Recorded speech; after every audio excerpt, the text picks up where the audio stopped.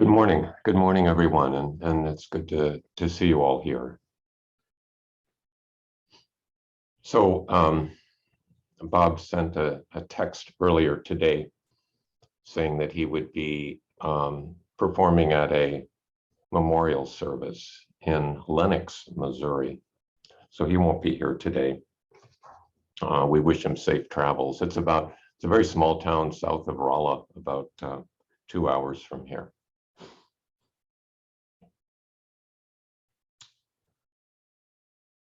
So I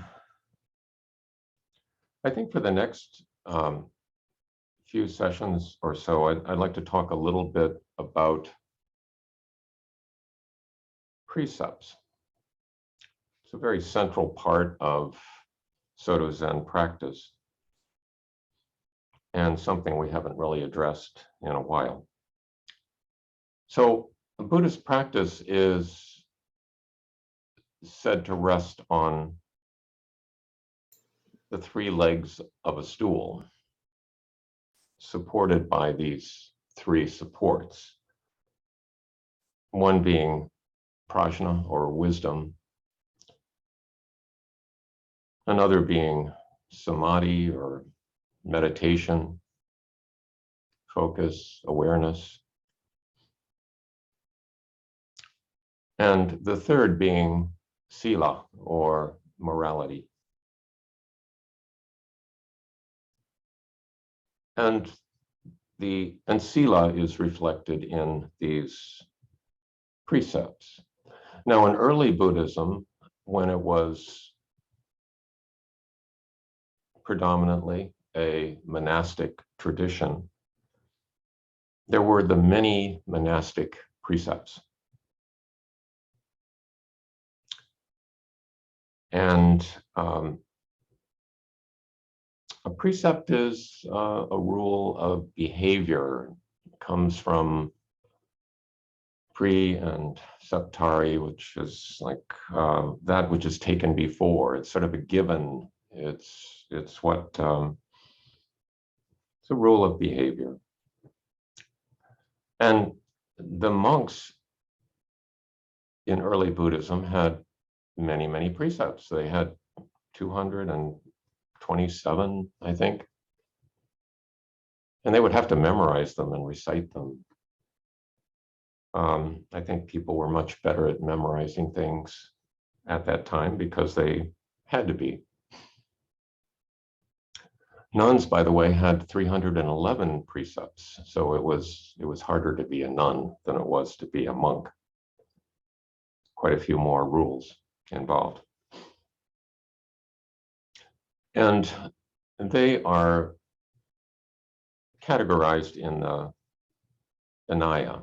The Vinaya is just devoted to these rules, monastic order. And also within the Vinaya, as I understand it, there are stories about how the particular rules came about. Each of the rules came about for a particular reason, and some problem would arise, and the Buddha would address it by having people agree upon a rule.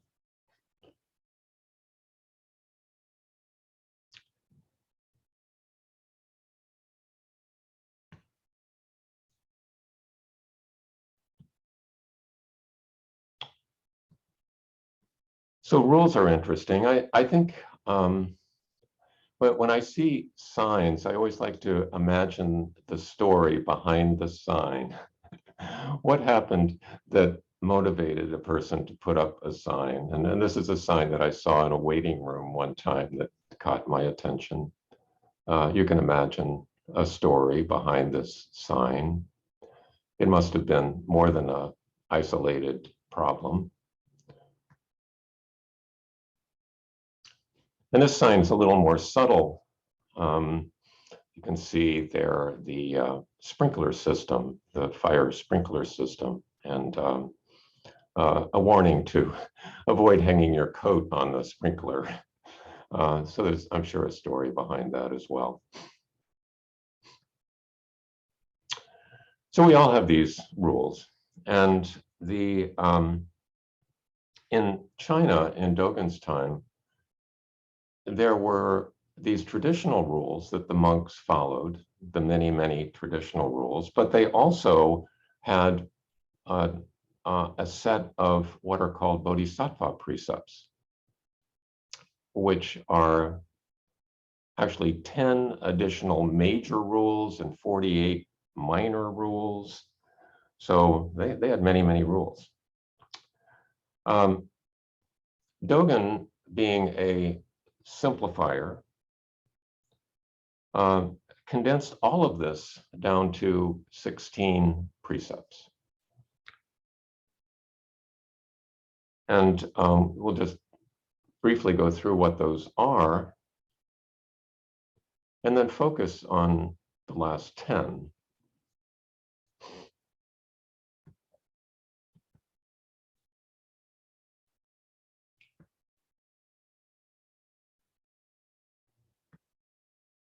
So the first 3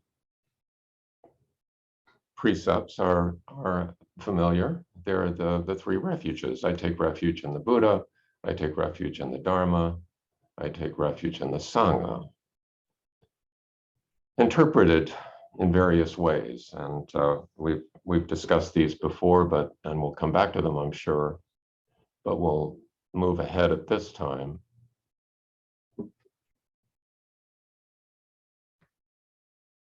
To the next 3, which are a reflection of the 3 pure precepts that actually appear for the first time in the Dhammapada, a very early Buddhist scripture, early sayings of the Buddha. And in the Dhammapada, the 3 are, I will not I will vow to not be of harm. I vow to be of benefit, and I vow to purify the mind or clarify the mind. In the Mahayana tradition, they're stated somewhat differently. And Dogen states them like this: I will maintain the precept of observing guidelines. I will maintain the precept of taking wholesome actions, and I will maintain the precept of benefiting all beings. So those are the first 6. And then the last 10 are taken from a text called the rahmanet sutra. And Dogen simplifies these, and Dogen was the great simplifier. He simplifies these down to just very short phrases.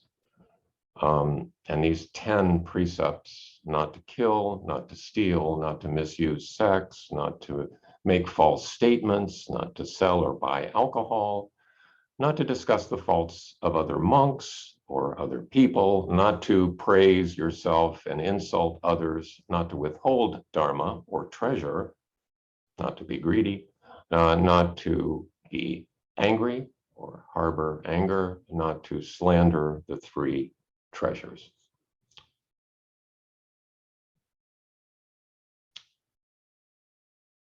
So Dogen didn't make those up. He extracted them from this Brahmanet Sutra. Now, the Brahmanet Sutra has, as with many of the Mahayana texts, has kind of a mysterious beginning. And traditionally, it was said to be from a northern Indian Sanskrit text that was translated by Kumarajiva in about the 5th century into Chinese, and then propagated from there. More recently, scholars have argued that it actually probably arose in China in about the 5th century and was composed in Chinese and not in Sanskrit. There is also a Tibetan version of it. It's, as with many of these texts, its origin is um, debatable and probably will remain obscure. But one thing that is certain about it is that it has had a profound effect on Eastern Asian Buddhism for over 1,500 years.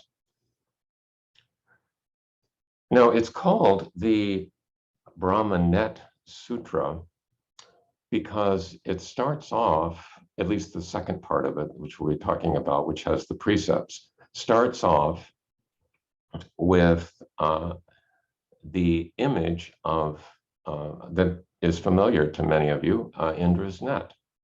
Indra's net being a net that is suspended over the palace of Indra, Indra having this grand palace on Mount Sumeru. And there's this net suspended over it, and at each intersection, there is a jewel, and each jewel reflects light from all the other jewels. It's a symbolism of interconnectedness, of interdependence, and how each being is dependent upon and also influences every other being. So it starts off with that image. And then it goes into talking about these precepts.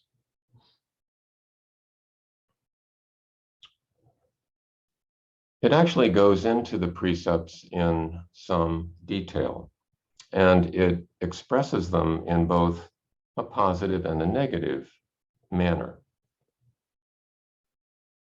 Sometimes you'll see sort of reworking of the precepts in Western Buddhism and expressed in various ways. Some people are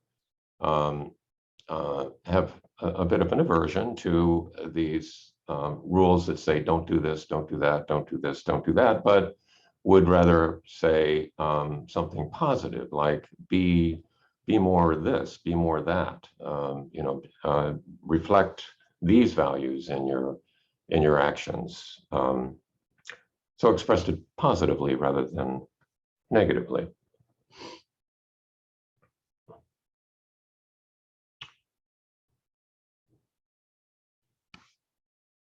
So and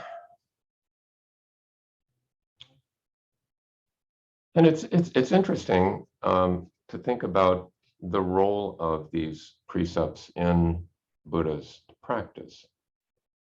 There's actually at least a couple ways of looking at them. One is to look at them as a guidebook, as a map for with the goal of becoming more awakened. And another way of looking at them is as a description of what an awakened person would naturally do. In the Rahmanet Sutra, one section of it reads like this, and this is one of the early mentions of so-called Buddha nature. All sentient beings possess this Buddha nature. All with consciousness, form, and mind are encompassed by the precepts of the Buddha nature. Sentient beings possess the correct cause of the Buddha nature, and therefore they will assuredly attain the ever-present Dharma body. They will become Buddhas.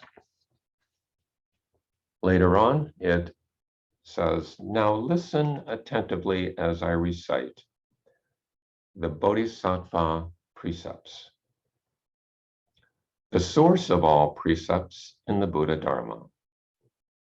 All of you in the great assembly should firmly believe that you are the Buddhas of the future.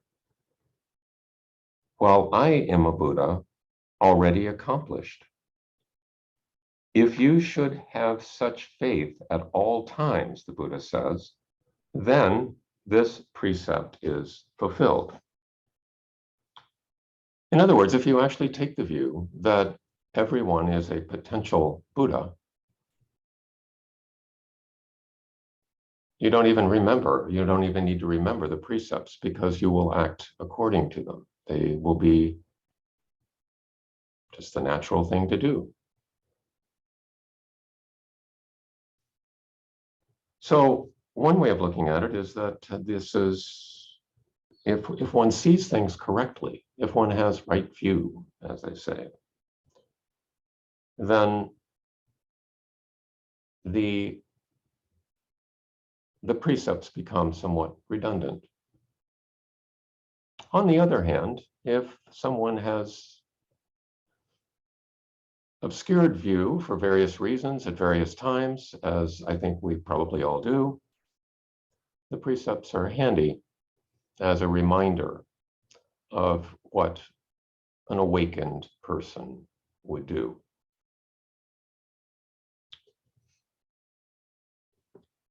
Now, it might seem kind of, in a way, tedious to go over these moral rules. And I don't know if we'll belabor them, week after week after week, but I think they're, it's dismissive, I think, to think, well, I haven't killed anyone and I don't intend to kill anyone. So, I check that one off. And I'm not in the practice of stealing things. So I don't really need to worry too much about this one either. And I don't really lie often. And when I do, it's for good cause. So I don't really need to worry too much about that one. So that's one way of dealing with them, but I think it's dismissive. And I think there is a potential to use these precepts as regular practice devices to work with, to contemplate, to just go deeper into them. So we'll be doing some of that, I hope, in the next few weeks, and see where it leads.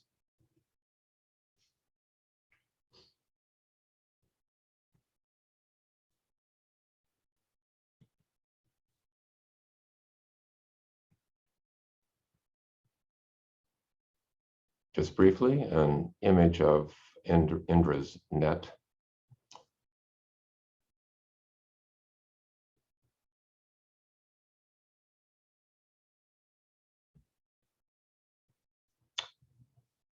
Which, by the way, is used for fair use in this case.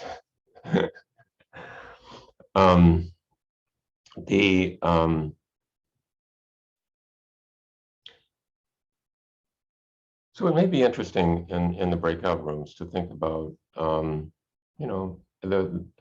to use the precepts, and